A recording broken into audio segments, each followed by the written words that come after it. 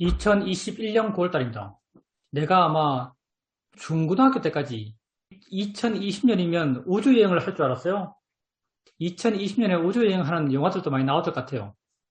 터미네이터 이런 영화들이 그렇게 먼 미래가 아닐걸요. 당시 설정으로는. 그게 또 정말 현재가 되면 별것 아니죠.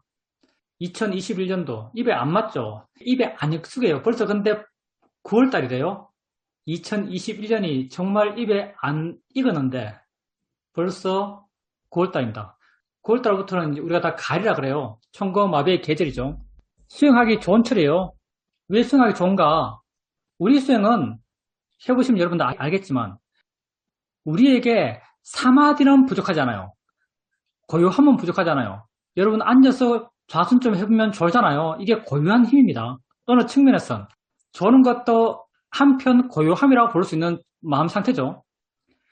고요함은 부족하잖아요. 근데 우리에게 부족한 것은 활발함이 부족하죠. 활발함이 부족합니다. 그래서 특별히 우리 수영에서 경행을 굉장히 강조하죠. 왜냐하면 마음의 활발함이 주로 많이 약하기 때문에 걸으면서 활발한 마음을 많이 키워라 이렇게 말해요. 정말 여러분 걸으면서 수영 많이 하나요? 정말 수영을 진지하게 하는 분들은 걸으면서 수영을 많이 할 겁니다. 근데 여기 계신 분들도 수영을 타승에 젖어서 한다면 아마도 열심히 수영한다 그러면 앉아서 수영하는 게 익숙할 거예요. 스스로 믿기에 앉아서 수영하는 것이 진정 수영이라고 자기 마음에 그런 믿음이 있다면요. 스스로 인정해야 됩니다. 내가 수영을 잘 모른다. 내가 수영에 대한 이해가 약하다라고 스스로 인정해야 돼요. 정말 수영을 바르게 이해하고 바르게 하고 있다면요. 걸으면서 수영하면서 와 수영이 잘 된다. 걸으면서 수영을 하고 싶다. 걸으면서 수영하고 있는데 수영의 밀도가 높다. 이런 느낌이 들 거예요. 타승에 젖어서 수영하는 분들은 한번 스스로의 수영을 돌이켜 보십시오. 분명히 그런 분도 있을 거예요. 앉아서 하는 수영이 수영이다 하면서 열심히 진지하게 수영할 때는 언제나 그 자세를 앉는 걸로 상징하고 있는 분도 분명히 있습니다. 걸으면서 하는 수영 굉장히 중요합니다. 왜냐하면 우리에게 기본적으로 부족한 것은 활발함이기 때문에요. 부처님 당시 붓다께서 사셨던 사찰에서의 생활들 모습을 보면요. 붓다가 살았던 사찰에는 언제나 경행대가 있었어요. 언제나 경행대가 있었죠. 경행대의 모습이 경전에 자주 나옵니다. 경행대라는 것, 걸으면서 하는 수영처죠. 소나 비구 같은 경우 걸으면서 수영하다가 워낙 곱게 컸어 발바닥에도 몸에 털이 나 있다 그러죠. 걸으면서 수영하다가 발바닥에 벗겨서 피가 나면은 무럭걸음으로 기어가면서 경행대를 왔다 갔다 하면서 수영했다 그러죠. 그래서 부탁해서 피 묻은 경행대를 보면서 아니 누가 경행대를 마치 푸죽한처럼 이렇게 만들어 놨느냐. 그러니까 소나 비유가 그랬습니다. 그렇게 소나를 불러서 소나 맞죠? 이게 이름 정하지 않습니다. 이름이 중요하겠어요. 불러서 이렇게 물어보죠. 왜 그랬느냐? 열심히 수영하려고 그랬습니다. 그러면 소나야 네가 제가 때 집에 있을 때 하프를 켜봤느냐? 하프를 켤 때 하프줄을 단단히 매면 소리가 잘 나느냐? 안 납니다. 하프줄을 느슨하게 매면 소리가 잘 나느냐? 잘 나지 않습니다. 수영도 똑같다. 하프줄이 너무 단단해도 소리가 안 나고 너무 느슨해도 소리가 안 나듯이 수영도 너무 열심히 해도 수영이 안 되고 너무 방만해도 수영이 안 된다. 여기서 너무 열심히는요. 욕심을 하는 열심이에요. 너무 열심히 해도 수영이 안 되고 너무 방만해도 수영이 안 된다. 수영 또한 하프줄처럼 적당한 텐션을 갖고 해야 한다. 이렇게 부탁해서 말씀하시죠. 거기도 경계가 나와요. 부처님이 아침에 일어나서 항상 하는 게 뭐예요? 공지에서 부탁해서 왔다 갔다 하셨다 이렇게 해요. 부탁해서 왔다 갔다 하셨다 이렇게 말하거든요. 그거 다 경영한 거예요. 그리고 또 기억나는 모습들이 비구들이요. 저기 저 비구들을 봐라. 저 사리불과 함께 경영하면서 왔다 갔다 하는 비구들. 저 비구들은 다 사리불과 똑같이 지혜에 관심이 많은 비구들이다. 또 저기 있는 저 비구들을 봐라. 목갈라나 존자와 함께 왔다 갔다 하면서 경영하고 있는 저 비구들은 목갈라나랑 똑같이 신통에 관심이 많은 비구들이다. 그리고 저 대화달타와 함께 왔다 갔다 하면서 경영하고 있는 저 배우들 봐라. 저 배우들은 대바달타와 똑같이 세상에 대한 욕망이 강한 배우들이다. 이렇게 말해요. 그때도 보면 그렇게 다 경영대에서 왔다 갔다 하면서 수행했습니다. 경영들을 아주 특별하게 만들었어요. 수행처로서, 수행하는 장소로서. 부탁께서 얼마나 경영을 강조하신 걸 알 수 있어요. 경영은 사실 아무 데서나 할 수 있어요. 숲길 속에서도 마을길 속에서도 다 할 수 있죠. 근데 절에 그렇게 특별하게 경영들하고 수행하는 장소를 만들었죠. 왜냐하면 경영이 그만큼 중요하기 때문입니다. 우리가 일상적으로 수행하면요. 사마디, 마음의 고요함은 모자라잖아요. 많아서 문제죠. 근데 활발함은 항상 모자랍니다. 그래서 마음의 활발함을 키워주는 경영을 하는 게 중요하죠. 근데 지금은 9월달이에요. 물론 지금 날씨가 별로 안 좋지만 9월은 가을이죠. 가을은 청명해요. 우리 마음도 내 주변 환경 영향을 받죠. 비가 오면 사회들은 물론 이거 인정 안 하던데 사회도가 인정한 건 이거죠. 마음도 물질과 같다. 더우면 마음도 늘어나고 축 처지고 추우면 마음도 쫄아든다. 단단해진다. 이렇게 사회도가 말씀하셨죠. 근데 그러면 내가 비 오면 마음이 둔해집니다. 날씨가 눅눅해지면 마음도 눅눅해집니다. 근데 이건 결코 인정 안 하더라고요. 습도가 높으면 마음은 눅눅해져요. 여러분 비 오면 왜 커피 먹죠? 비 오면 커피 마시잖아요. 이게 보통 사람들이 흔히 비 올 때 하는 반응이죠. 비 올 때 커피를 마시는 것. 왜 그렇겠어요? 비 올 때 마음이 둔해지니까 마음의 활발함을 끼우기 위해서 커피를 마실 거예요. 사이드는 정말 이건 인정 안 하던데 경험적으로 나는 비 오면 마음이 둔해집니다. 마음이 처져요. 그래서 여름에 비 오고 습할 때 마음의 활발함을 키우는 것 이건 만만치가 않죠. 내 마음의 내적으로 내 마음을 건조시킬 수 있는 지혜가 그 역할을 하겠죠. 내 마음을 바짝 말릴 수 있는 활기차게 만들 수 있는 지혜가 분명히 있고 그 힘이 크다면은 비가 오든 바람이 불든 우중충하든 아무 상관이 없겠죠. 근데 보통의 사람에게 비 올 때의 마음 상태와 화창할 때의 마음 상태는 많이 달라요. 지금은 9월달이고 날씨가 화창해요. 날씨가 화창해지면 마음도 화창해집니다. 그래서 여러분이 이렇게 가을날, 화창한 가을날 수행하면요. 수행이 잘 된다는 걸 알 수 있어요. 마음이 확 깨어난 느낌이 있습니다. 근데 여기에서 또 함정이 있죠. 마음이 화창하게 깨어나면요. 마음이 아주 활발해요. 여러 가지 일을 해요. 여러 가지 일 가운데 하나가 뭐냐면 어디 놀러 갈까 이런 생각하는 거죠. 어디 놀러 갈까? 봄, 가을 되면 이런 생각 많이 해요. 마음이 활기차기 때문에 아주 활동적이 되는 거죠. 몸이 활동적이 되지 않아요. 마음이 활동적이 되는 거죠. 몸은 마음이 시키면 그냥 따라서 해요. 마음이 활동적이 되니까 세상에 할 일도 많아져요. 몸도 바빠져요. 그래서 사람들이 봄, 가을에는 수행을 잘 안 합니다. 사실은요. 호두말리 있다 보면은 수행자가 제일 작게 올 때가 보면 이해되지 않지만 봄, 가을에 제일 작게 와요. 수행 제일 하기 어려울 때 한여름 덥고 찌고 땀날 때 사람이 제일 많이 와요. 한겨울에 춥고 마음도 쫄아들고 마음도 단단해지고 활기차지 못할 때 한겨울에 호두마을에 수행자가 제일 많죠.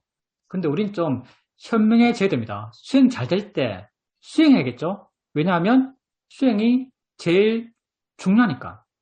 수행이 정말 제일 중요할까요? 예, 수행이 제일 중요합니다. 내가 내 자신을 바꿔가는 거예요. 수행 이상 뭐가 중요할까요, 삶에서? 여러분 삶은 관념적인 걸로 점철되어 있어요. 물론 관념적인 이런 삶을 무시하란 말이 아니에요. 그거 무시하면요 수행도 못해요. 정말 바람이 높은 사람들, 모두 다 버리고 살 수 있는 사람들, 붓다 당시의 비구들 같은 경우 그분들은 세상 모든 걸 다 버리고 옷셉을 갖고 빌어먹으면서 살아도 만족해요. 근데 우리는 내가 여러분을 다 모르지만 우리는 웬만하면 그런 바람을 갖고 있지 않습니다. 여러분이 길거리에서 빌어먹으면서 수영 못할 거예요. 빌어먹는 게 부끄러워서 수영을 못해요. 우리가 수영할 수 있는 마음은요. 어떤 마음이 수영할 수 있는 마음일까요? 가장 수영 잘할 수 있는 마음. 아무런 신경을 쓸 필요가 없는 마음이 정말 수영하기에 준비된 마음이에요. 아무런 신경을 쓸 필요가 없는 마음. 여러분이 길거리에 누워있으면요. 신경 쓸 게 굉장히 많을 겁니다. 지나가는 사람, 들리는 소리, 누가 나를 어떻게 볼까, 아는 사람 혹시 만날까, 그런 마음으로는 절대 수행을 못합니다. 우리가 내 삶의 내용에 대해서 신경을 쓰지 않기 위해서는요, 적당히 갖고 있어야 되고요, 적당히 꾸미고 있어야 됩니다. 그러니 관념적인 여러분 삶을 무시하고 여러분 수행 못해요. 물론 관념적인 여러분 삶을 인정해야죠. 근데 관념적인 여러분 삶을 내 삶의 100%라고 믿고 거기에만 충실해서 산다면요, 여러분 삶은 점점 비참해질 수밖에 없습니다. 왜냐하면 관념적인 삶을 내 삶의 100%라고 믿는 사람은요, 욕심과 화를 왔다 갔다 하면서 살 수밖에 없거든요. 가치에 매일 수밖에 없어요. 좋은 건 나쁜 것이 있을 수밖에 없어요. 좋은 걸 추구하고 나쁜 걸 없애려고 할 수밖에 없어요. 좋은 걸 가지려고 그러고 안 좋은 걸 없애려고 하는 삶, 그건 욕심의 대상에서 화의 대상, 화의 대상에서 욕심의 대상, 계속 욕심과 화의 대상을 옮겨가면서 마음을 둘 수밖에 없어요. 욕심과 화의 대상을 계속적으로 옮겨가며 마음을 두게 되면요, 마음의 질은 점점 떨어집니다. 점점 마음이 안 좋아져가요. 점점 마음이 비참해져가요. 점점 그런 안 좋은 마음, 비참한 마음, 그걸 내 마음이 생각해요. 그런 마음을 갖고 있는 내가 점점 싫어져요. 그래서 생겨나는 병이 우울증이죠. 여러분이 정말 관념의 세상이 내 삶의 100%라고 믿고 그 길로만 치열하게 달려간다면요, 분명히 마음에 병이 생길 겁니다. 왜냐하면 마음의 질이 떨어질 수밖에 없거든요. 우리는 그런 삶을 부정합니다. 그렇게 살고 싶지 않아요. 그래서 지금 우리가 하고 있는 게 이 수행이죠. 나를 구원하기 위해 사는 거예요. 그런 관념적인 것으로부터 자유롭고자 이렇게 수행하고 있는 거죠. 그리고 그런 관념으로부터 자유로워질 수 있는 방법을 우리가 알아요. 그리고 하면 된다는 걸 내 안에서 내 스스로 발견할 수 있습니다. 듣기 싫은 소리를 들으면서 소리일 뿐이지 라고 한번 해보세요. 순간 마음이 물러나요. 순간 마음이 부드러워져요. 마음이 무엇에 대해서 부드러워지고 무엇에 대해서 물러나겠어요. 그 소리가 만들어내는 관념에 대해서 물러나고 그 소리가 만들어내는 관념에 대해서 부드러워지는 거예요. 아픈 느낌을 느끼면서 느낄 뿐이지 라고 한번 해보세요. 마음이 그 느낌에 대해서 물러나고 가벼워집니다. 그 느낌이 만들어내는 관념으로부터 물러나서 가벼워지는 거예요. 내가 이렇게 수행하지 못했을 때는, 이렇게 수행하는 것을 몰랐을 때는 그 소리와 그 느낌이 만들어내는 관념이 전부인 줄 알았어요. 전부인 줄 알았을 때는 듣기 싫은 소리를 밀어내고 듣고 싶은 소리를 따라갔고 느끼기 싫은 느낌을 밀어내고 없애려고 그러고 느끼고 싶은 느낌을 따라갔어요. 그런데 우리는 이렇게 수행해 가면서 소리로부터 마음이 물러나 가볍고 자유로워지고 어떤 느낌에 대해서도 마음이 물러나 자유로워질 수 있는 그 방법을 알고 있습니다. 관념에 대해서 자유로워질 수 있는 방법을 알고 있는 거죠. 내 마음을 끊임없이 유혹하고 끊임없이 당겨가고 끊임없이 내 마음의 질을 떨어뜨리는 그런 것으로부터 내 자신을 보호할 수 있는 방법을 알고 있어요. 이렇게 알고 있는 이 방법을 실천해 보십시오. 수행의 실천은 정말 단순한 거예요. 우리가 수행의 결과를 이렇게 거창하게 많이 포장해서 말하지만 수행의 실천은 정말 단순한 겁니다. 자기를 아는 거예요. 내게 일어나는 걸 아는 거예요. 봄을 알고 들음을 알고 느낌을 아는 것이요. 이렇게 알아가면서 이거 자연의 이치지. 저절로 일어나는 거지. 대상이지. 대상일 뿐이지. 이렇게 자기의 일어난 것을 알면서 바르게 한번 보려고 하는 거예요. 여러분이 이렇게 느낌과 소리에 대해서 바르게 보는 노력을 통해서 마음은 점점 가벼워지고 마음은 점점 빨라지고 부드러워져 갑니다. 여러분이 개입 없이도 그런 소리와 느낌에 대해서 조금씩 자연스럽게 저절로 알 수 있게 되어 가죠. 그리고 이렇게 마음이 수행적으로 좋아졌을 때 어느 순간부터 여러분은 여러분이 하고 있는 생각들을 알 수 있어요. 여러분의 마음 상태를 가장 많이 영향 주는 것은 사실 생각이에요. 어떤 소리보다, 어떤 느낌보다 생각이 여러분에게 정말 많은 영향을 줘요. 근데 여러분이 어떤 소리보다, 어떤 느낌보다 생각을 제일 몰라요. 내게 가장 치명적인, 만약 적이라고 한다면, 적으로 표현한다면, 내게 가장 치명적인 적이 내게 안 보여요. 사실 안 보이기 때문에 이게 치명적인 거죠. 여러분이 소리와 느낌을 대상으로 수행하는 마음을 키워가요. 점점 가벼워지고, 점점 빨라지고, 점점 부드러워져가요. 그리고 어느 순간부터 생각을 일어나는 그때 알게 됩니다. 생각한다라고 알게 돼요. 그리고 소리를 알았듯이, 느낌을 알았듯이 생각을 알면서 어느 때부터 그 생각을 생각일 뿐이지라고 볼 수 있게 됩니다. 마음이 생각하는 거지라고 바르게 볼 수 있게 됩니다. 바르게 보려는 시도를 할 수 있어요. 알아야만 바르게 볼 수 있는 시도를 할 수 있어요. 알아야만 그걸 대상으로 수행할 수 있어요. 알아야만 그걸 극복할 수 있는 거죠. 이렇게 수행하는 마음이 좋아졌을 때 어느 순간부터 생각을 대상으로 바르게 보려는 노력을 할 수 있습니다. 그리고 여러분이 생각을 대상으로 바르게 보려는 노력을 할 때 뭔가 자신이 살아가는 삶이 크게 변했다라고 느낄 때가 있을 겁니다. 내게 그렇게 강력하게 영향 주던 그런 생각들에 대해서 객관해지는, 자유로워지는, 물러나는, 영향받지 않는 자기를 발견할 수 있거든요. 생각을 몰랐을 때는요, 끊임없이 지속적으로 생각에 대해서 영향을 받았어요. 여러분 생각 안 할 때가 있을까요? 여러분 마음에 여러분이 설령 모르더라도 생각이 없을 때가 있을까요? 우리에게 생각이 없을 때가 거의 없습니다. 내가 저걸 봐서 저게 나무다고 안다면요, 이미 나무라고 생각한 거예요. 차를 타고 가면서 90km라고 써 있는 걸 내가 90km라고 인지한다면요, 이미 90km라고 생각한 거예요. 알미 계속되고 그걸 따라서 생각도 계속되고 그 생각은 끊임없이 여러분에게 영향을 줍니다. 이런 약간 객관적인 생각만 있는 게 아니에요. 저 사람 왜 저렇게 말하지? 이런 생각해요. 저 사람 왜 저렇게 입었지? 이런 생각해요. 저 사람 왜 저렇게 걷지? 이런 생각해요. 그러면서 계속 화내요. 저 사람 왜 저렇게 걷지? 하면 여러분 화나요. 그것을 자연스럽게 받아들이지 못하기 때문에 마음이 그렇게 생각하는 거예요. 그런데 만약 여러분 마음이 저 사람 왜 저렇게 걷지라는 것을 안다면요. 그 생각의 내용, 저 사람이 왜 저렇게 걷지라는 그 생각의 내용에 대해서 마음 객관적이 되고 그 다음 이런 확보된 객관성이 나로 하여금 화나지 않게 해요. 여러분의 마음이 점점 좋아지면서 어느 순간 생각을 객관적으로 보면서 지금 있는 이 순간의 생각을 알면서 그 생각에 대해서 바른 견해를 일으키면서 그 생각에 대해서 객관적으로 변해가는 자기의 마음 상태를 보면서 내 삶이 뭔가 크게 달라졌구나라고 느낄 때가 있을 겁니다. 자유로워지는 방향으로 그렇게 달라지는 거죠.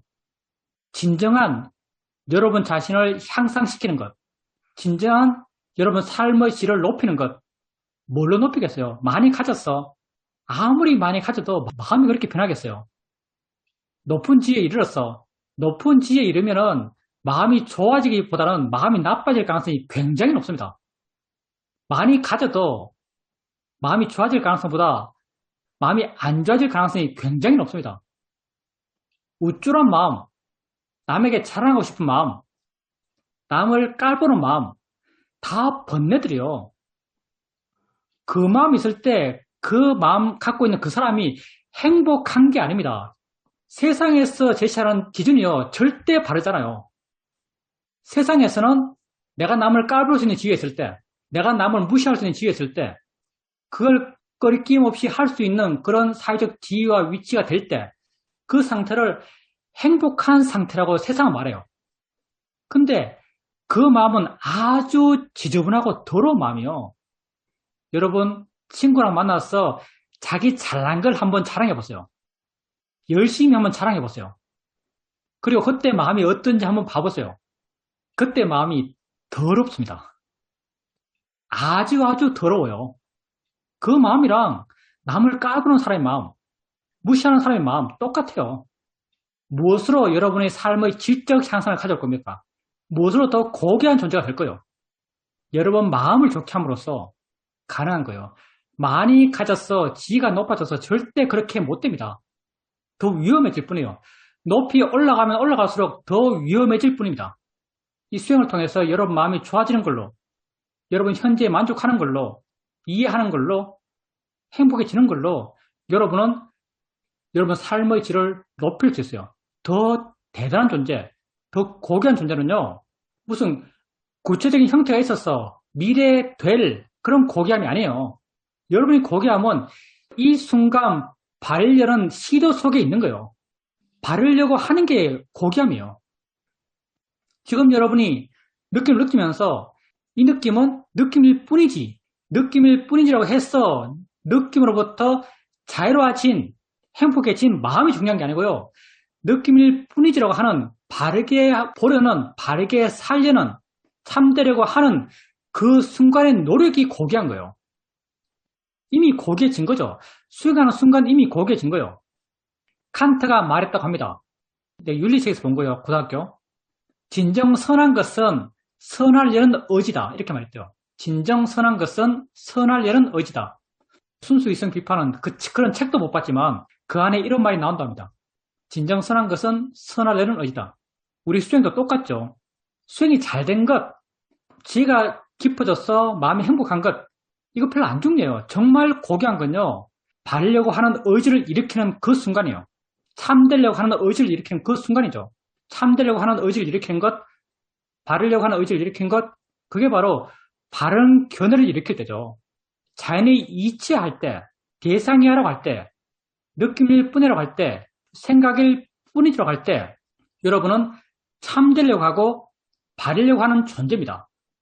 그 순간 고귀한 거예요. 그런 고귀함들이 사이에 가는 거죠. 그런 것들이 여러분의 내적, 질적 변화를 갖고 오고 스스로 만족하고 스스로 고귀한 존재가 됩니다. 남이 나를 고귀하다 해서 내가 고귀해지는 게 아니에요. 내가 나를 고귀하게 생각했을 때 내가 고귀해지는 거죠. 내가 나를 언제 고귀하게 생각하는가? 여러분이 참된 존재가 될 때, 참되려고 할 때, 수행할 때, 그리고 수행하는 그 순간 현재에 만족할 때 여러분 스스로 고귀한 존재가 되어갑니다. 수행을 통해서 자기 자신을 바꿔가십시오. 질문입니다. 아는 스님이 서울에 올라오셔서 이틀 동안 계획대로 움직였습니다. 이렇게 내가 일을 하면서 애를 썼다면 뭔가 마음이 힘들었을 텐데 그런 힘듦이 거의 전혀 느껴지지 않았습니다. 스님이 계신 숙소까지 약 2시간을 운전해서 가야 됐지만 운전을 하면서도 뭔가 부드럽고 물 흐르듯이 무리하지 않는 자연스러움 속에서 운전을 한다라고 그렇게 느껴졌습니다. 함께 마주보며 식사를 할 때도 말이 없더라도 상대도 자기의 마음 상태를 보고 있고 나도 나의 마음 상태를 보고 있으면 충분하지, 이런 생각이 들면서 전혀 그 상태가 부담스럽지 않았습니다. 그렇게 시간을 보내게 되니까 뭔가 마음에 충만하다는 느낌도 들었습니다. 그러니까 내가 이 일을 좋아하는구나라는 생각이 들었습니다. 그럼 내가 이 일을 욕심으로 좋아하는가?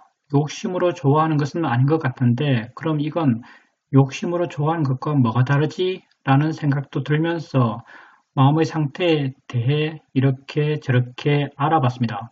욕심으로 좋아할 때랑 전혀 마음 상태가 다르다라고 생각되었습니다. 전반적으로 바쁘게 왔다 갔다 하면서 이런저런 일을 많이 했지만 수행 과정에서 그 일을 하게 되니까 뭔가 마음에 무리가 가지 않았다라고 알게 되었습니다. 훌륭한 도반이네요. 그게 훌륭한 도반입니다. 함께 갈 사람이 없으면 무수의 불처럼 혼자서 가라 이렇게 말하잖아요. 그런 사람이 함께 가야 될 사람이죠. 무슨 말이냐면은 그 사람과 함께 있을 때 내 마음이 좋은 상태가 될 수 있는 사람, 그 사람과 함께 있을 때 내가 수행을 더 쉽게 할 수 있는 사람, 그 사람과 함께 있을 때 내 마음에 부담이 없는 사람, 부담이 없다는 게 무슨 말이냐면 아까 말했지만 수행을 잘할 수 있는 우리 마음의 상태는요. 아무 신경 쓸 필요가 없는 마음 상태예요. 신경 쓴다는 것은요. 이미 번뇌고요. 치우침이고요. 지혜가 없음이요. 그러니까 그 사람과 함께 있을 때 그 사람에 대해서 내가 전혀 신경 쓸 필요가 없는 사람이 수행에서 가장 좋은 사람이죠. 여러분이 도반에 있을 때 저 도반이 정말 수행하는 도반인가 수행하지 않는 도반인가를 알 수 있는 방법이 뭐냐면요. 그 사람과 만나서 차 마시면서 이야기하면서 여러분 자신의 수행을 한번 해보세요. 그 앉아서 수행해보세요. 그 사람이 수행하지 않는 도반이면요. 여러분 수행이 절대 안 됩니다. 왜? 그 사람이 들떠있거든요. 수행하지 않는 사람은 타인과 만나서 이야기하면요. 다 들떠서 이야기해요. 들뜬 사람과 함께 있으면서 수행하는 것은 굉장히 어렵습니다. 그래서 사회도께서 이런 말씀도 하시죠. 외출할 때 나는 내 마음을 꽉 잡고 나간다. 내 마음을 보호하기 위해서 꽉 잡고 있다. 왜냐하면 나가면 미친 사람들을 만나는 걸 알기 때문이다. 사회도도 미친 사람을 만나면요. 수행하기 힘들어요. 그러니까 마음을 꽉 잡고 있다 그러죠. 일반적인 사람들, 세상 속에서 세상과 부딪히면서 그걸 전부라고 알고 있는 사람들과 만나서 이야기하면서 수행해 보면요. 정말 수행하기 힘든다는 걸 알 수 있을 겁니다. 수행하려고 그러면 정말 마음을 내 안에 두려고 꽉 잡고 있어야 돼요. 사회도 말씀처럼 마음을 내 안에 두려는 노력을 통해서 꽉 잡고 있으면서 상당한 의도가 들어간 수행을 하면 수행할 수 있겠죠. 근데 자연스럽게 물 흐르듯이 별 노력하지 않고 되어지는 수행, 지혜가 은근하게 확인되는 수행, 그런 수행은 절대 못하죠. 그런 사람과 함께. 근데 그 사람과 함께 있으면서 전혀 신경 쓸 필요가 없고 자연스럽게 내게 수행이 되고 그런 자연스러운 이어짐이 있고 부담이 안 생기고 그렇다면 그 사람은 적어도 내게 있어서 훌륭한 도반이다. 함께 갈 만한 사람이라고 말할 수 있습니다. 그리고 그렇게 될 수 있는 건 보살님의 지혜가 가속도가 있기 때문이에요. 보살님이 세상의 전개, 운전을 간다, 무슨 의미 있는 말을 해야 되나, 누구를 만난다, 몇 시까지 가야 되나, 이런 세상의 전개에 대해서 그 전개, 그 내용들을 알지만 거기에 대해서 강한 집착, 강한 단정들, 이렇게 돼야 돼, 이렇게 안 되면 어떡하지라는 걱정, 그런 것들로부터 마음이 많이 자유로워요. 지혜가 있기 때문에 그렇거든요. 관념으로부터 마음이 많이 자유로워요. 관념을 알고 관념에 충실하지만 관념에 대해 자유로울 수 있어요. 우리가 수행해서 되고자 하는 마음 상태거든요. 우리가 수행해서 법을 이해하고 한다 하더라도 관념을 무시하고 관념을 모르는 게 아니에요. 관념을 알지만 관념에 자유로운 거예요. 이런 것에 대해서 이런 힘들이 정말 힘이 좋아지면요. 삶을 그대로 따라가지만 해야 될 걸 하지만 해야 될 걸 하지만 나는 해야 될 걸 하면서 해야 될 것을 분명히 명백히 알지만 해야 될 것에 대해서 그렇게 매이잖아요. 마음이 물러나 있고 마음이 구경하듯이 또 해야 될 걸 하면서 또 마음은 다른 상태예요. 뭐 수행적 생각을 할 수도 있고 지혜적 생각을 할 수도 있고 마음이 굉장히 여유 있거든요.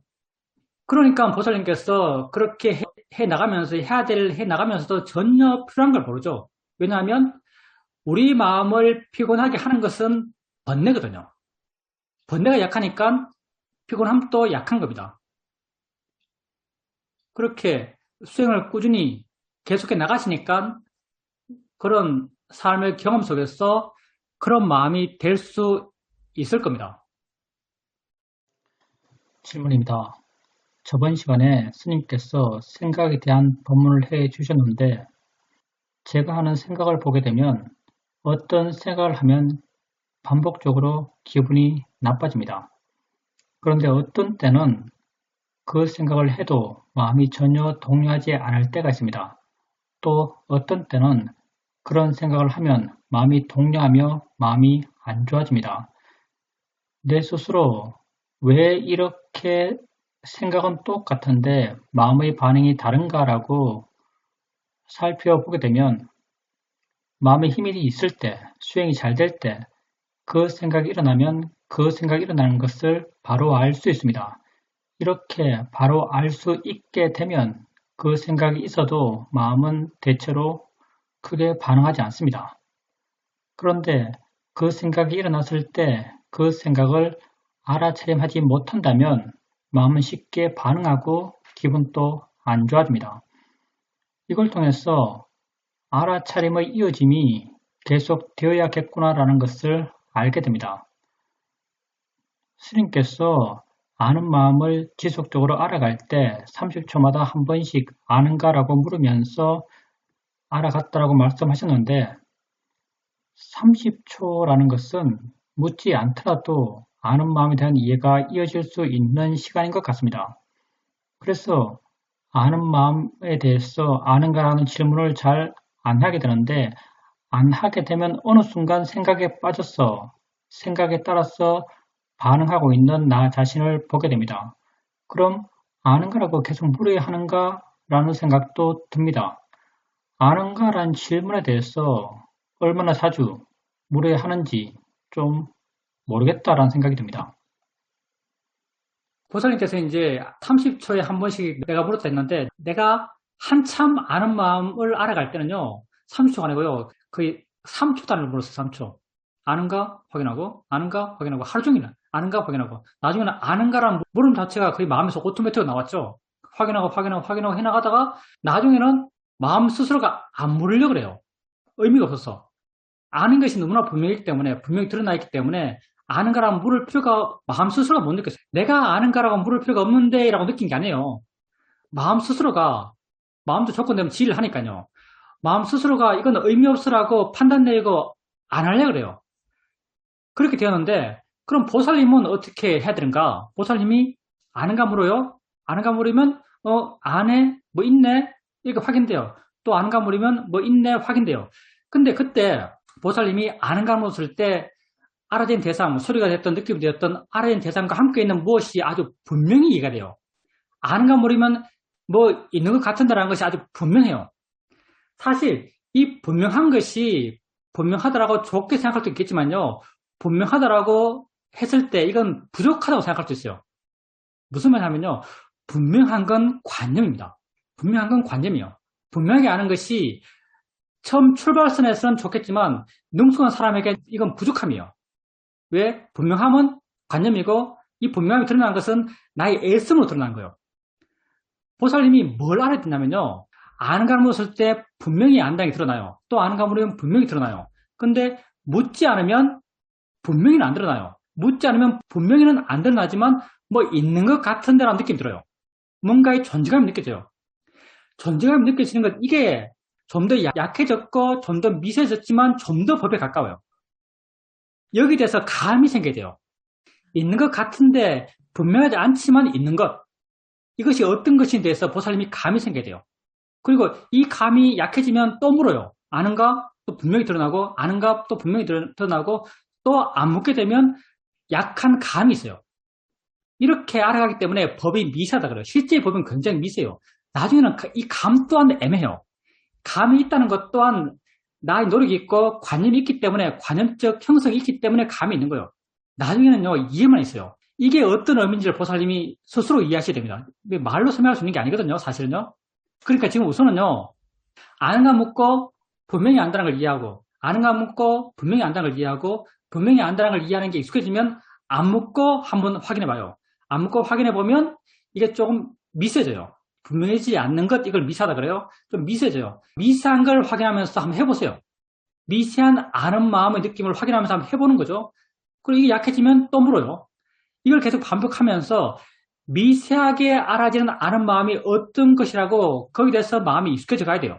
그렇게 하다 보면 점점 아는 마음의 위치, 아는 마음의 안다는 관념적 의미 그런 것들이 점점 약해져 가고 이런 관념이 약해짐을 따라서 나의 노력도 약해져 가요.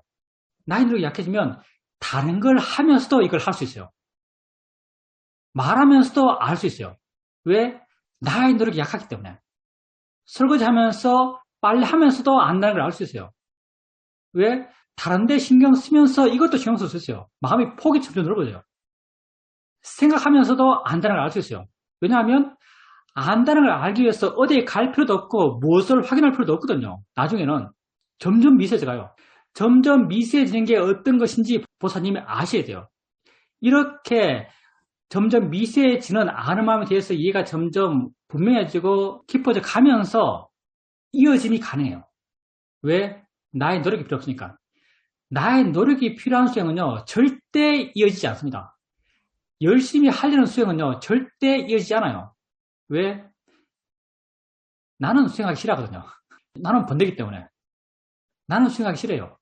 내가 노력하지 않아도 되는 수행이 돼야 수행이 이어질 수 있어요. 이렇게 점점 아는 마음을 점점점 미세해져가는 그런 과정을 밟으면서 아는 마음을 이해나가면요. 나중에는 내가 노력하지 않아도 안다는 게 그냥 느낌으로 아는 듯한 걸로 자연스럽게 알아가면서 다른 활동 속에서도 이런 이어짐이 가능해요. 그랬을 때 보살님이 아는 마음에 대해서 놓치지 않을 수 있고요. 그리고 놓치더라도 나중에 어떤 활동 속에서 그냥 마음의 자세를 살짝 바꾸는 걸 통해서 아는 마음에 대한 이해를 다시 일으킬 수 있어요. 왜? 이해가 점점 가벼워지거든요. 이런 과정을 밟아 나가셔야 되고요. 아직 갈 길이 멉니다. 계속 해보세요. 계속 하셔야 돼요. 그리고 생각에 대한 보살님 말은 맞아요. 그 생각을 어떨 때는 해도 아무렇지 않고 그걸 대상으로 수행할 수 있어요. 어떨 때는 그걸 대상으로 수행하지 못해요. 빠져서 괴로워요. 그렇다는 것은요, 생각이 죄인이 아니죠. 어떨 때는 그 생각해도 마음에 아무렇지도 않고, 마음이 전혀 괴롭지 않고, 어떨 때는 그 생각을 하면 마음이 괴로워요. 그러면 생각이 문제가 아닌 게 분명하잖아요. 생각이 문제가 아니에요. 마음이 문제죠. 마음이 좋을 때도 있고, 마음이 나쁠 때도 있어요. 그러면 보살님이 알아차림을 계속 해야겠다라고 말씀하셨는데, 알아차림을 계속할 수 있겠어요? 예, 알아차림을 계속할 수가 없죠. 왜냐하면 알아차림을 계속 해야겠다는 알아차림으로는 알아차림이 계속이 안 돼요. 이것도 반어적이지만 알아차림을 계속 해야겠다는 그런 알아차림은 절대 계속되지 않습니다. 그러면 보살님이 결심해야 될 게 뭐냐면요. 내가 내 자신을 확인했을 때 바르게 보려고 하는 것이 바로 좋은 마음을 일으키는 거예요. 좋은 마음을 일으키려는 노력을 해야겠다. 바르게 보려는 노력을 해야겠다는 걸 보살님은 가지셔야 돼요. 그런 마음을 가지셔야 돼요. 알아차림을 계속 해야겠다는 것은요, 실천 불가능한 미션입니다. 실천 가능한 미션은요, 그런 생각이 있었어요. 마음이 좋아서 알아차림을 해요. 이러면 문제가 없어요. 이건 우리가 고민할 필요가 없죠. 근데 그 생각을 해요. 마음이 안 좋아요. 그 생각에 빠져요. 그러면서 괴로워요. 이런 케이스에서 어떻게 해야 될 것인가? 이미 알아차림을 안 했죠. 그러니까 알아차림을 계속 해야겠다는 것은 여기 해당되지 않아요. 이렇게 빠져있다가 어느 순간 보살님이 빠졌다는 걸 알 때가 있어요. 그때는 용감해야 돼요. 여기에 용감함이 필요합니다. 그때는 용감해야 돼요. 그때 마음이 괴로웠던 어떻든 바르게 보려는 노력을 하셔야 돼요. 생각이지라고 한번 생각해 주는 거예요. 마음이 괴롭네라고 한번 생각해 주는 거죠. 마음이 하네라고 한번 생각해 주는 거죠. 한번 바르게 생각해 주는 것, 보살님이 그때 삶의 체험이 돼서 한번 바르게 생각해 주는 것, 이걸 하세요. 이건 할 수 있는 거거든요. 보살님이 여기 대해서 결심하신다면요. 내가 그렇게 내 자신에게 돌아왔을 때, 괴로운 나 자신을 스스로 확인했을 때, 바르게 보려는 노력을 하겠다. 바르게 보려는 노력을 통해서 좋은 마음을 한번 일으키겠다. 이걸 결심하시고 이걸 실천하세요. 이런 실천의 과정에서 조금 더 마음이 좋아져가고 조금 이해가 깊어지고 그런 이해를 통해서 조금 더 마음이 좋아지고 그러면서 좀 더 그런 생각이 일어났을 때 자연스럽게 알아차림을 할 수 있는 빈도가 많아져 갈 겁니다. 실천적으로 보살님이 할 수 있는 건요. 빠졌을 때 빠져서 괴로워하는 자신을 보면서 바르게 보려는 노력, 그런 노력을 할 수 있습니다. 그 노력을 잊지 마세요. 그러면 충분해요. 질문입니다. 바르게 본다는 것은 바른 견해를 일으켜준다는 것이고 바른 견해는 마음이야 상관없어 이렇게 보는 것을 말하는 것인가요? 상관없어라는 것은 사실 이 자체가 관념적인 내용이에요. 저건 나랑 상관없어. 이건 관념이죠. 바른 생각은요. 법의 입장에서 바른 내용을 갖고 있는 생각이에요. 바른 견해로서의 바른 생각은요. 자연의 이치라는 것은요. 내 개입 없이 지가 조건되니까 지가 일어난다는 무아를 설명하는 거예요. 자연의 이치라는 것은 무아라고 하는 어떤 법의 이치를 설명하고 있는 것이거든요. 대상이라는 것도 알아지는 것의 어떤 관념의 무가치성, 관념의 무가치성을 이야기하고 있는 거예요. 이것도 법의 이치를 말하고 있는 거죠. 그래서 대상의 말을 쓰는 거예요. 나랑 상관없어 이건요 법의 이치가 아니에요. 나랑 상관없어 이건요 벌써 나라는 걸 상징하고 있잖아요. 상관없어라는 것은 글쎄요 대상이라고 같은 의미로 쓰나요? 근데 내가 느끼기에는 나랑 상관없어 이건 별로 좋은 말이 아닙니다. 수행적으로 그렇게 어울리는 말이 아니에요. 자연이치다, 대상이다, 마음이 한다, 지가 스스로 일어나는 거지. 이렇게 바르게 생각해 주는 것, 그게 법의 이치에 합당한 내용들인 것 같습니다. 질문입니다. 요번에 윗바사나 수행은 실제를 대상으로 하는 수행이다란 말이 아주 큰 울림을 주었습니다. 이전에 함께 화두선 수행을 했던 친구들과 연락이 되었는데 그들이 오늘 찾아오겠다라고 했습니다. 오늘은 법회가 있는 날이라서 안 왔으면 좋겠다라는 생각도 있었지만 약속이 되었고 오기로 했었습니다. 그래서 이런저런 준비를 했는데 시간이 되어도 오지 않는 것입니다. 전화를 해봐도 전화가 연결되지 않았습니다. 살짝 마음에 화가 났고 나는 수행을 했습니다. 화를 수행의 대상으로 보고 또 소리도 듣고 생각도 지켜보면서 수행에 갔습니다. 생각의 경우 생각의 내용도 있었지만 작용이다 라는 것도 마음에 이해되었습니다. 점점 마음이 좋아져 간다라고 느껴졌습니다. 처음에는 불선법으로 수행을 시작하게 되었지만 나중에는 선법의 마음이 계속 일어나고 있다는 것을 알 수 있었습니다. 손님이 오게 되면 저는 항상 세팅을 미리 해 놓습니다. 물과 차, 자리 이런 것들을 다 준비해 두게 되는데 오늘 갑자기 내가 왜 이런 세팅을 할까라는 생각이 들었습니다. 그래서 알게 된 것이 내가 나의 감각을 다른 사람에게 자랑하고 싶다 그런 마음이 있다는 걸 발견했습니다.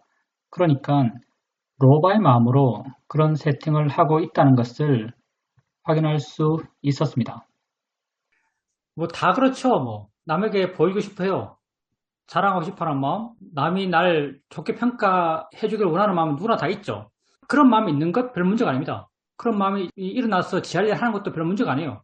단지 그런 마음이 있을 때 그런 마음을 마음으로 보려는 노력이 필요한 거예요. 보려는 시도가 필요한 거죠. 이것만 하고 있다면요. 100점 만점의 수행자예요. 번뇌를 일으키지 않는 게 우리 목적이 아닙니다. 그건 결과라서 주어지겠죠. 번뇌가 있을 때 번뇌를 바르게 보려고 하는 게 우리의 목적이에요. 바르려고 하는 그 자체가 목적이죠.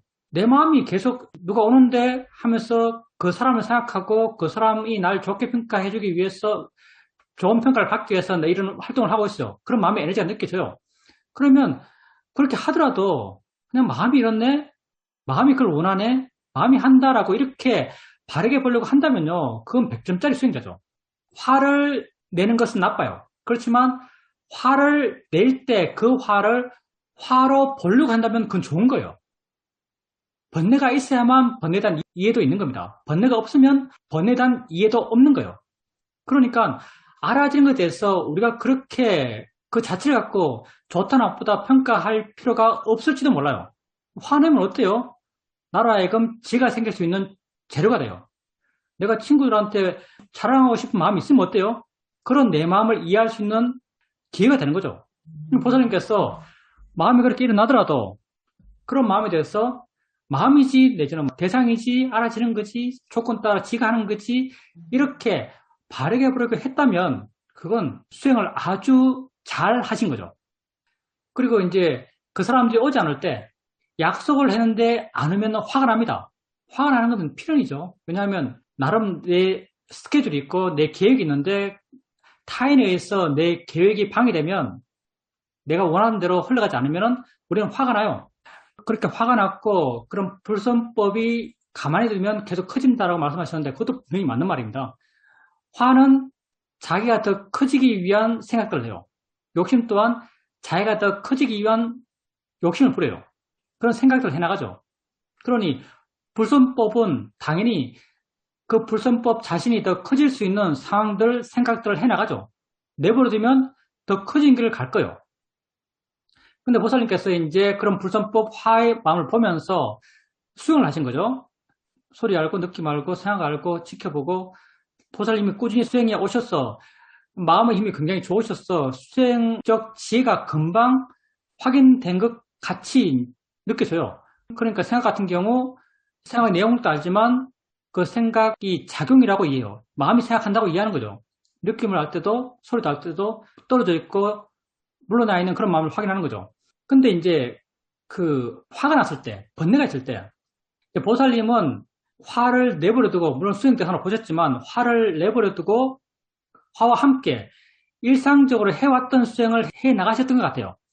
일상적인 수행을 해 나가시면서 자연스럽게 수행이 좋아져 갖고, 지혜들이 확인되고, 좋은 마음이 확인되고, 이렇게 되어 나가신 것 같아요.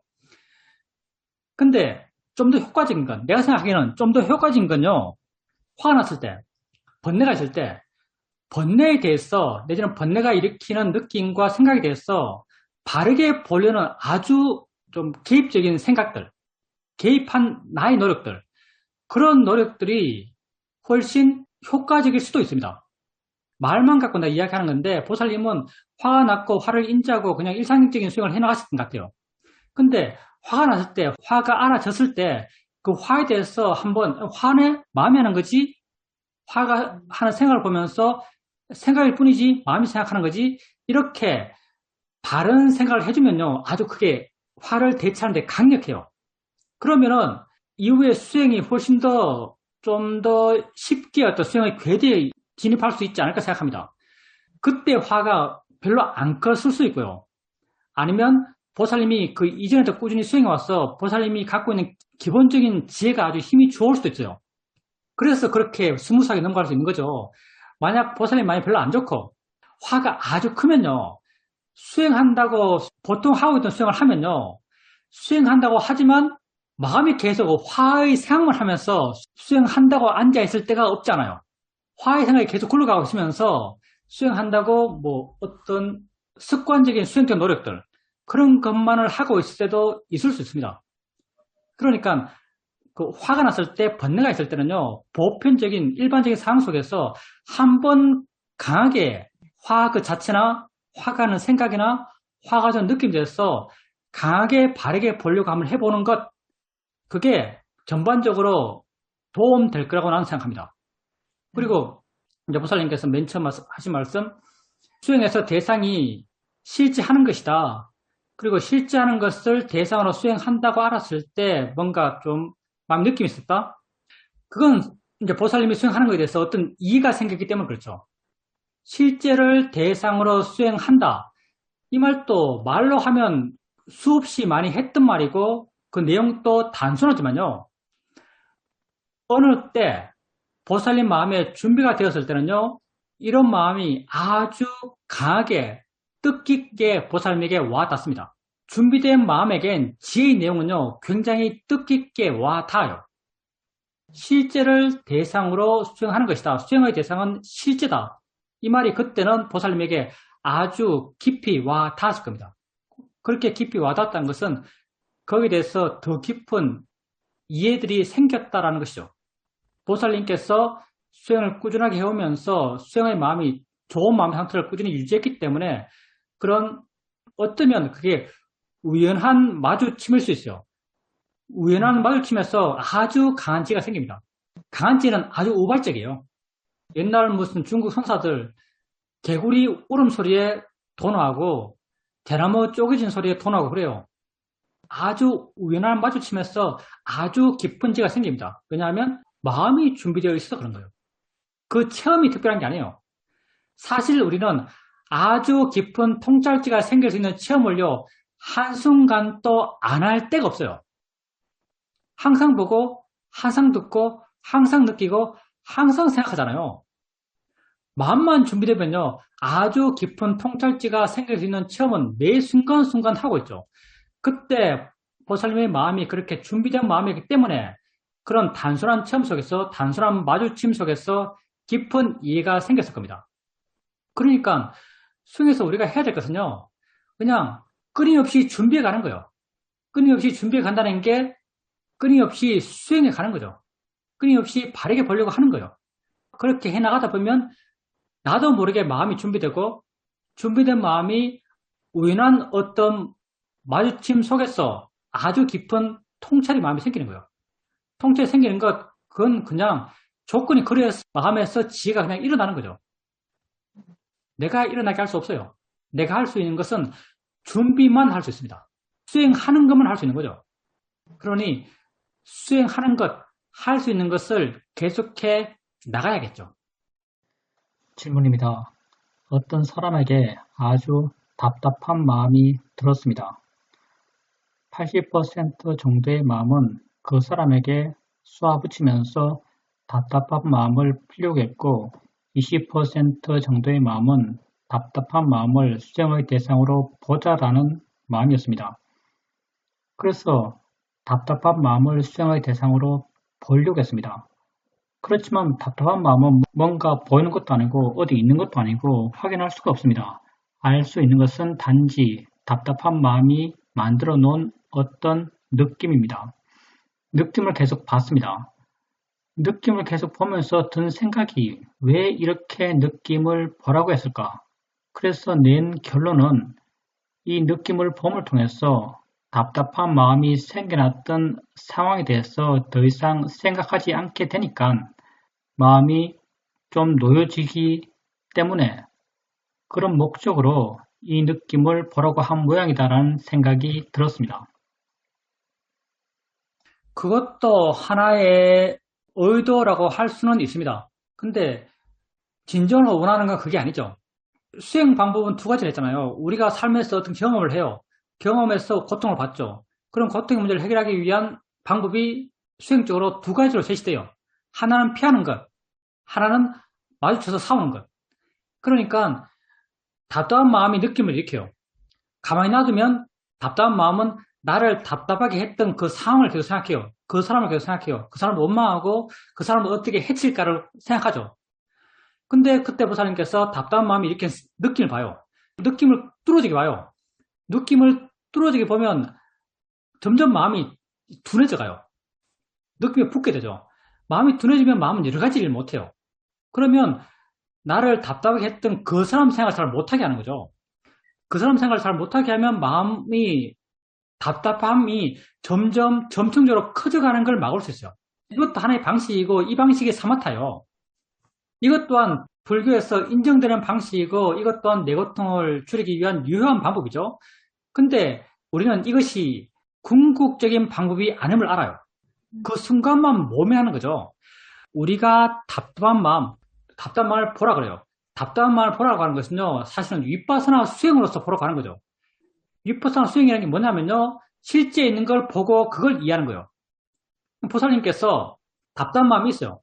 답답한 마음이 있을 때 보살님은 그걸 아주 구체적으로 알려고 하니까 알아지는 건 느낌이요. 느낌이 구체적이요. 답답한 마음은 구체적이 않아요. 답답한 마음은 답답해 하고 있어요. 답답해 하고 있는 걸 알겠지만 그걸 찾으려고 그러면 찾지 않아요. 그러니까 아직까지 보살님께서 마음을 어떻게 안다는 것에서 그렇게 익숙하지 않은 거예요. 답답해 한다고 알면 그게 마음을 아는 거예요.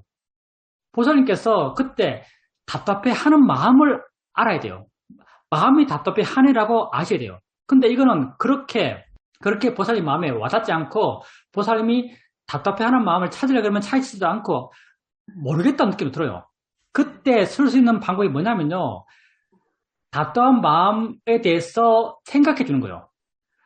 마음이 답답해 하네라고 생각해 보세요. 마음이 답답해 하네라고 생각해 보세요. 그때 마음이 답답해 하네라고 생각해 주세요. 이게 우리 마음이 정말 묘한데요. 보살님께서 답답하다고 아세요. 그리고 답답한 마음을 찾으려고 그래요. 그러면 답답한 마음을 찾으려고 그러면요. 답답한 마음은 안 찾아져요. 아마도 찾으려고 하는 것이 나기 때문에 나의 노력이 들어가면서 번뇌적 자격이 강해져서 법이 더 안 보일 거예요. 그러면서 번뇌도 알 수 있는 느낌들이 알아지는 거죠. 느낌밖에 안 알아져요. 찾으려고 그러면 느낌밖에 안 알아져요. 근데 보살님께서 만약에 그때 마음이 답답해지네, 마음이 답답해 하네라고 이렇게 바르게 생각해줘요. 그러면 보살님은요, 답답한 마음을 찾으려 안 그래요. 마음이 답답해 하네 그러면요, 이 내용을 따라서 보살님은 이해하려는 마음이 생길 거예요. 마음이 답답해하네라고 이해하려는 마음이 생길 거예요. 그러면 그때 마음이 답답해한다는 게 마음이 그냥 와닿아요. 마음이 답답해한다는 게 그냥 마음에 와닿아요. 마음이 답답해한다는 게 마음에 와닿으면요, 그게 답답한 마음을 이해한 거예요. 그게 답답한 마음을 안 거예요. 그렇게 보살님은 답답한 마음을 알고 그 답답한 마음에 대해서 관심을 가질 수 있어요. 마음이 뭔데 답답하지? 그러니까 내 말이 뭐냐면요, 마음을 찾으려고 하지 마세요. 거기에 대해서 물으세요. 법의 방향으로 물으세요. 물으면요, 마음 지가 그 마음을 찾아요. 마음이 답답해하네 라고 물으면서 그걸 알면요, 그 상태를 알면요, 내 마음에 마음이 답답해한다고 이해돼요. 마음이 답답해한다고 이해되는 것, 그게 답답한 마음을 안 거예요. 그걸 갖고 우리는 마음을 본다 그래요. 그러니까 어떤 수행 방법론적으로는요, 마음에 대해서는요, 찾으려고 하지 말고 발견하려고 하지 말고요, 물으려고 하세요. 물으려고 해서 마음에 그게 와닿으면, 물은 내용이 와닿으면요, 그 마음을 이해한 거예요. 똑같잖아요. 아는 거라 물었을 때 아는 것에 대해서 마음에 와닿으면 그게 아는 마음을 이해한 거예요. 원리가 똑같아요. 마음이 화내라고 했을 때 마음이 화낸다고 마음에 와닿으면요, 그건 화의 마음을 이해한 거예요. 화의 마음을 이해한 것, 그걸 우리는 화의 마음을 본 것, 화의 마음을 알아챈 것, 이렇게 말해요. 그러니까 마음에 대해서는요, 발견하려고 하지 말고요, 물으려고 하세요. 그럼 마음이 와닿아요. 9월달 첫 법회를 마치도록 하겠습니다. 예, 여러분 수행하십시오. 정말 정말 좋은 길입니다. 내가 나의 운명을 바꾸는 거예요. 여러분의 존귀함은 외적 무엇에 의지하지 않습니다. 여러분 좋은 마음에 의지하는 거예요. 여러분 좋은 마음은요, 그냥 고정된 좋은 마음이 아니에요. 여러분이 지금 좋은 방향으로 노력할 때, 자연히 이철하고 바르게 보려고 노력할 때 노력하는 그 마음이 이미 좋아요. 참되려고 하는 노력, 그게 진정 참된 겁니다. 그런 참된 것, 좋은 것, 옳은 것을 여러분 안에 쌓아갈 때 여러분 진정 존귀한 존재로 변해가는 거예요.